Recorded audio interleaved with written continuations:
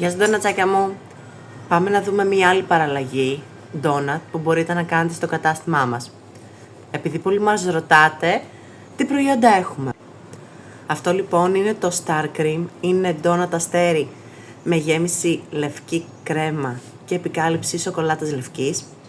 Συνήθως σερβίρεται συσκευασμένο. Τώρα όμως θα δούμε μια άλλη παραλλαγή, η οποία είναι το κόβουμε σε κομματάκια και πάνω βάζουμε οποιαδήποτε πραλίνα επιλογής θέλετε. Εγώ τώρα βάζω μπισκόφ και εννοείται αν θέλετε βάζουμε και topping. Σε αυτό το βίντεο θα βάλουμε μπισκότο.